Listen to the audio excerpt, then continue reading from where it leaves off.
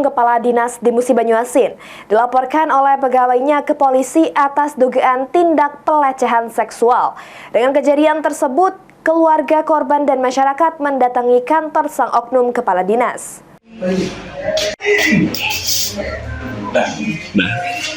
Seorang oknum kepala dinas di Musi Banyuasin dilaporkan pegawainya ke polisi atas dugaan pelecehan seksual dengan memegang kedua pipi dan merangkul pundak korban saat berada di dalam ruangan sang oknum kepala dinas.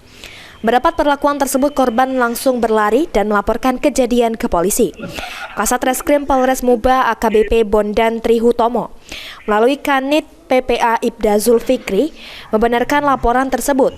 Saat ini pihaknya akan segera melakukan penyelidikan terkait laporan tersebut.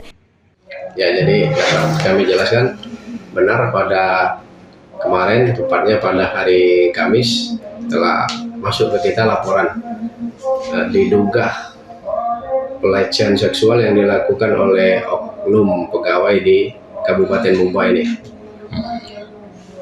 Ya, benar, memang pada saat ini kami sedang melakukan penyelidikan untuk kasus tersebut dan mengumpulkan alat bukti.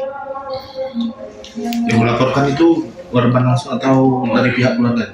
Jadi yang melapor itu korban langsung. Korbannya itu salah satu staf dari kantor tersebut. Sementara itu, tidak terima atas perbuatan sang oknum kepala dinas, keluarga serta warga langsung mendatangi kantor terlapor di Jalan Kolonel Wahid Udin, Kota Sekayu untuk meminta penjelasan dari terlapor. Ruzi Iskandar, PAL TV.